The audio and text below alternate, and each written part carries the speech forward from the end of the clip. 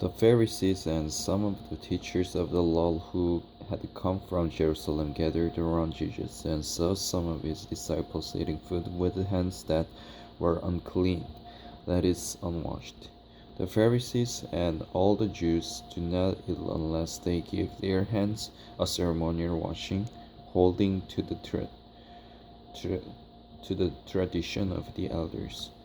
When they come from the marketplace, they do not eat unless they wash, and they observe many other traditions such as the washing of cups, pitchers, and kettles.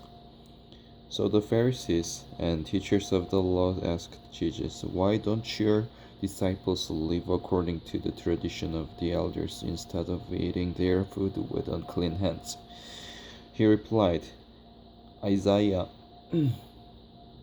Isaiah was right when he prophesied about you hypocrites, as it is written, "These people honor me with their lips, but their hearts are far from me. They worship me in vain. Their teachings are but rules taught by men."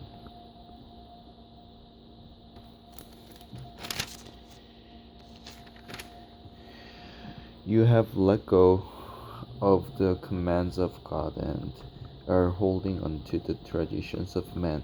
And he said to them, "You have a fine way of setting aside the commands of God in order to observe your own traditions. For Moses said, 'Honor your father and your mother,' and anyone who curses his father or mother must be put to death. But you say that if a man says to his father or mother, 'Whatever help you might otherwise have received from me is Korban,' that is a gift devoted to God, then you no longer let him do anything for his father or mother. Thus you nullified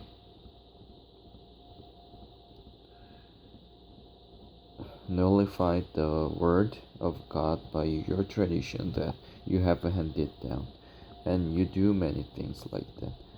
Again, Jesus called the crowd to him and said, "Listen to me, everyone, and understand this. Nothing outside the man can make him unclean by going into him. Rather, it is what comes out of a man that makes him unclean."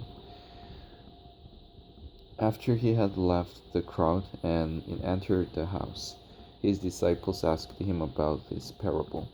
"Are you so dull?"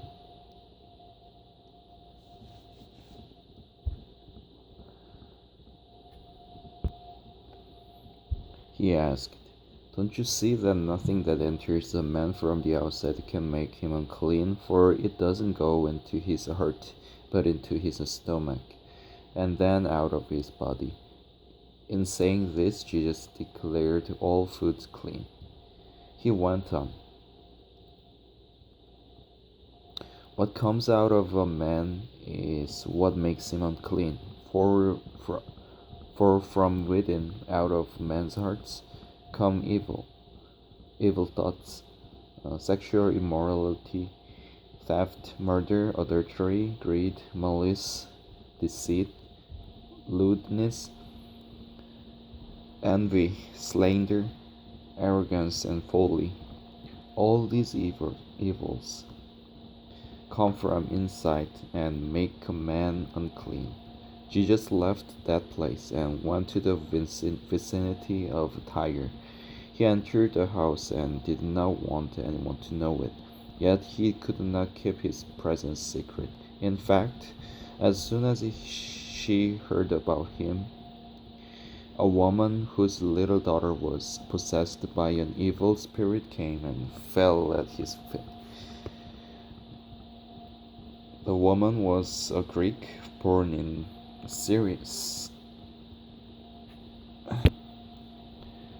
Syrian Phoenicia. She begged Jesus to drive the demon out of her daughter.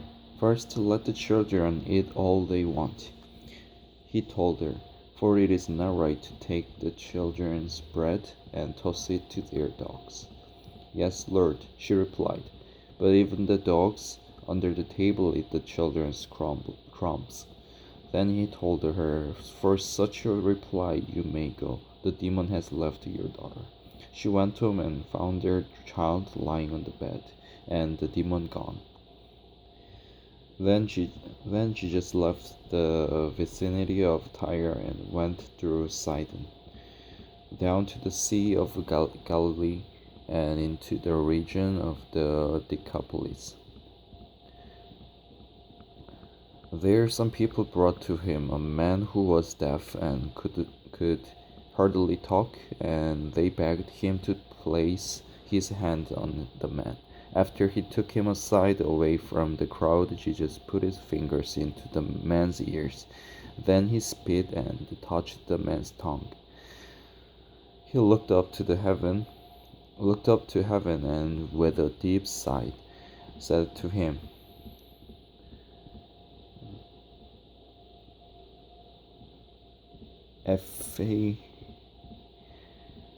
Epha- Ephata, which means be opened.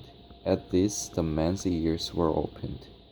His tongue was loosened, and he began to speak plainly.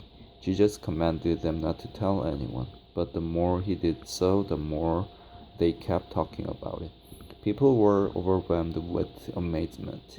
He has done everything well, they said. He even makes the deaf hear and the mute speak.